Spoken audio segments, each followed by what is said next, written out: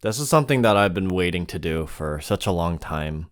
It has officially been 1 year since I started vlogging. Don't I sound so excited? Hello, welcome to my 1 year party wait, I should be taller. If I have to be honest and truthful, I did expect to be still doing YouTube after a year, even though I know that I am someone that tends to struggle in like sticking to something or a hobby for like long periods of time. I always knew I had a lot of passion for filming and passion for editing and kind of creating content and just kind of sitting down and talking about the things that I like. And it has absolutely been a crazy 365 days. Wait, did we have a leap year? No, we did not. 365 days. I've tried many types of videos, whether it's just kind of day in the lives, whether it's just following me around for a day, whether it's doing info kind of videos, and you know, as I'm doing right now, just these like sit down videos of growth and development, exposing my boundaries, and just kind of going off of more into different types of video making. I'm gonna do a reaction video. What kind of reaction video? A video of myself. Do you know why? Because I am narcissistic. Narcissistic. Oh my god. This is going to be the very first vlog that I put out on YouTube. It's called I Wasted an Entire Year, It Is Not 2020's Fault. The premise of this video is in the title.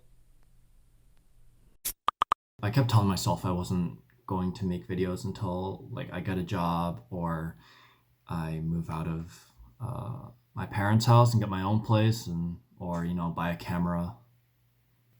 I got tired of waiting. So I'm just gonna make it now. So back then I used my phone as my camera, and now I'm still using my phone. I think a lot of people, when it comes to content creation, they're like, I don't have a DSLR camera, I don't have a Sony, I don't have a mirrorless camera, I can't do videos until I had that kind of high quality content. Phone. You know, really, you just need a phone. Like the video quality on phones are absolutely incredible. As long as your content is quality and it's engaging to users and viewers, then you know it doesn't really matter if you have a camera or not. And in regards to my video, the quality, I thought I was going to secure a job like long before graduating.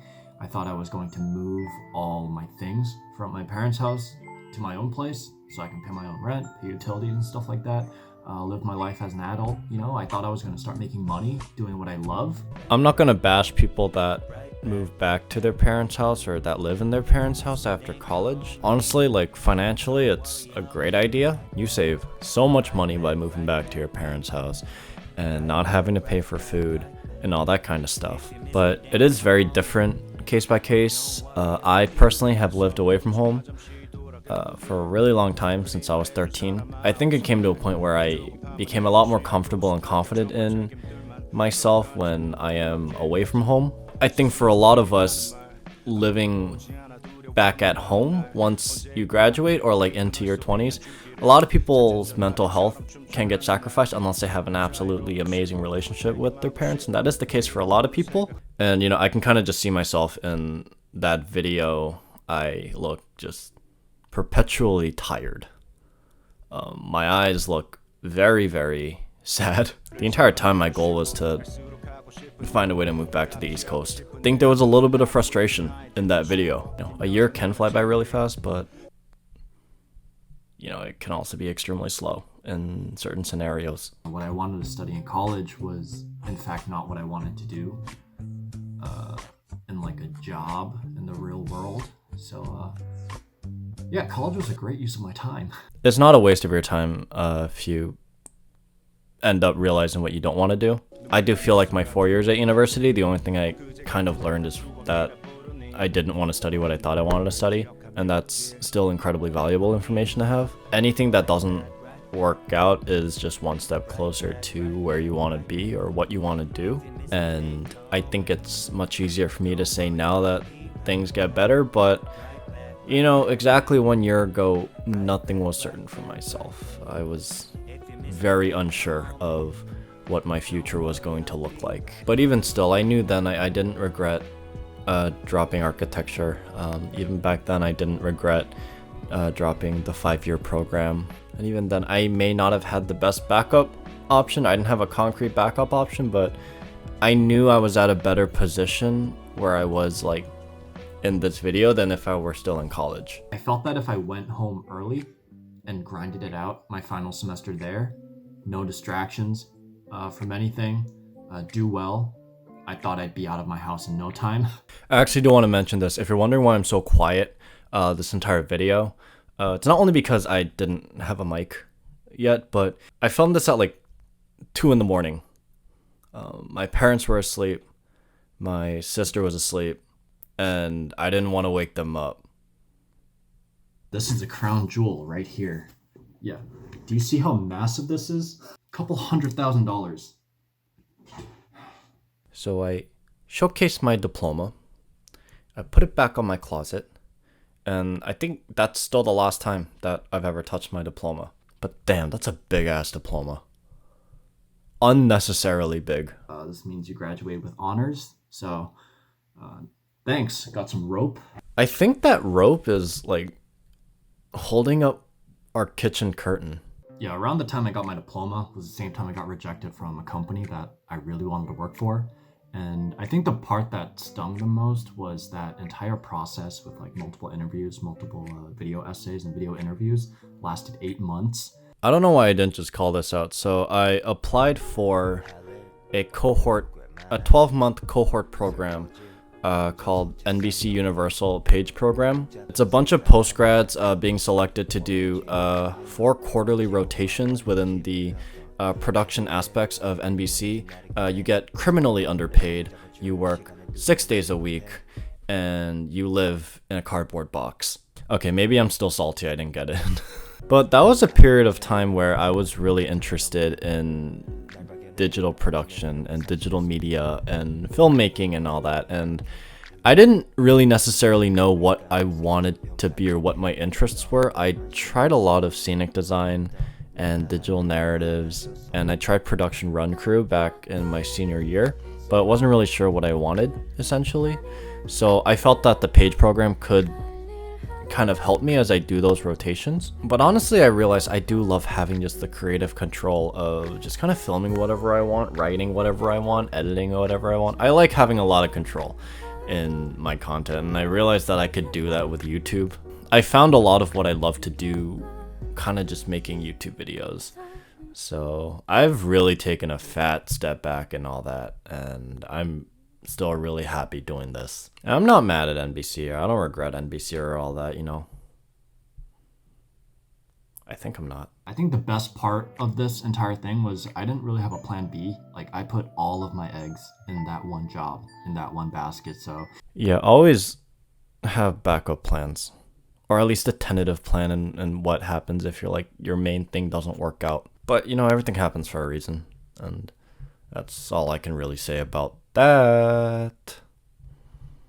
I would wake up at noon because I just don't have enough to do that would need me to wake up in the morning. I'm still very much of a night person. I don't know when that changes. I mean, my sleeping habits are a little better, but that's because I have to work at 9. Otherwise, I think I'd still have the same sleep cycle. A lot of people like to wake up in the morning because they like to get stuff done before everyone wakes up, and I'm kind of the opposite. Most of my creative ideas come at night, and I feel most effective executing late at night when everyone else is asleep. I would do a little bit of my work, a little bit of design stuff, get ready for my portfolio. I would exercise at night, and then that would just be all that I do. I wasn't very clear here, so I made it clear. The NBC Page program, I was shortlisted for 8 months, and then I got dropped in the final round. So how the fuck did that turn into a UX designer? Honestly, the second day after getting rejected, I was kind of having a crisis. And my best way of wasting time is YouTube. And then I just ran across a video called like A Day in the Life of a UX Designer, and how that person went through an online boot camp to create a portfolio and take these classes, do case studies, work with clients, get matched with clients, and build up your LinkedIn resume and all that, and getting a job through UX design with no educational or professional experience. So I thought with my architecture background, I'd felt that that was a transition that was doable. So from August to January, I would be working on my bootcamp stuff, my case studies, my client projects for about 8 hours a day. And then from January until July, until I got hired, I would be nonstop applying to jobs every single day for about 6 hours. Was I burnt out? Yes. Was I desperate? Yes. Did I feel this was all necessary? Yes. Sometimes when you chase something, you just gotta grind it out. I don't know, maybe it wasn't a waste of a year. I know I'm learning my lesson from months ago, and I know I'm taking the steps to put myself in the right direction, but I think knowing that an entire year passed by and I haven't accomplished really anything on paper, I'm not getting that time back ever again. You know, just don't take each day for granted. That's all I can really say. Even on bad days, there's always one good thing you can take out of each day. Just because I wasn't getting any traction within the year, I knew I was still very determined and very motivated in wanting to do well and wanting to succeed, whatever that definition is. And I wasn't just lounging around, I wasn't just being lazy. I don't think I ever really was that kind of person. Sometimes you work very hard and it's not gonna come out the way you want it to. Sometimes you work very hard and you do all the right things and you're still gonna fall really short. And I don't think you should take that as a failure or as a mistake or a blemish in your life. But if there's something that you got out of that experience that you can implement in your next journey, those aren't failures or mistakes. They're just shitty. I'm sorry, I couldn't find the right word on time. Oh my god. But you know what I mean. So I think if there's one thing that I want to tell myself is just there is no way I can allow myself to do this again. There's no way I can allow myself to waste an entire year again. Congrats, man. You did not waste a year. I was definitely worried while saying that I could still be in my room in a year and the UX shit did not work out and I'm just kind of doing whatever. Man, that's really scary thought. I'm thankful for that person exactly 1 year ago for having the motivation and being determined and trying to turn his life into something positive and changing from a pessimistic person, like glass half empty, scarcity mindset, to someone that thinks a lot more optimistically, someone that has a lot of healthier practices, someone that's taken on some wonderful hobbies and is living with friends and I feel like I'm living the life that I want. And I don't know what's gonna happen a year from now. I think in as a non-stagnant way as possible, if I'm progressing in the way that I did the past 365 days, I think I'll be incredibly happy as well. So I'm probably just gonna leave it at that. I don't really have much else to say. I actually have an interview tomorrow that I have to really prepare for, and it's 2 hours, so I should really be doing that. I should not be making this, so... Alright, so that interview actually ended up getting to the final round for that company, and then I got rejected. I've had a couple of those final rounds around that time, and I got rejected from all of them, and I thought the sky was fucking falling apart. That was after about 3 months of applying to jobs, and knowing that I had to go all the way back to square one was very, very, very demoralizing. But the silver lining was, around a week later, I got an email from someone in HR asking for an informational interview. That turned out to be the company that I currently work for today. So I would celebrate a bit more, but I'm really tired. But it's pretty dope. I've been pumping out videos for a whole year now, and I know there's a fat gap between that video and just like the next one, which was my Canada trip in November. So there's like a 9-month gap, and I like privatized like all 100 of the other videos that I made because I just want to be a little bit more consistent with like the kind of stuff that I'm making now. I started YouTube knowing that this was going to be a really long journey. My end goal was never really to have like multi-million subscribers. My end goal was never to have a primary income off of creating content. It's to have fun and doing what I love to do and talking about what interests me and inspires me the most. I want to learn how to navigate what I feel like I should have to navigate at my current age. I want to explore what the hell is my identity and my role in my environment. And I'm going to try my damn hardest in creating the best possible content and exploring what I want to explore. And I hope that what I want to explore and the topics that I discuss is not only helpful for you guys, but also engaging and entertaining. And if I have one final advice for anyone regarding anything, don't ever wait. Don't wait to do the things that you want to do. Go for it. Take more risks. Put yourself in more uncomfortable positions.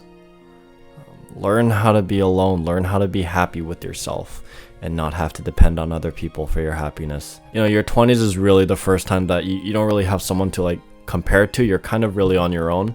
I think that's where the foundation of personal development and personal growth really happens, and the kind of life that they want to live and the kind of values and beliefs that they have. And for mine, apparently and unfortunately, it's kind of just sitting in my basement talking to a mic, and I have to edit this for 4 or 5 hours tomorrow. Maybe I'll react to this video in a year. All right, I'm gonna go do a little bit more work and then go to bed. So happy 1 year, guys.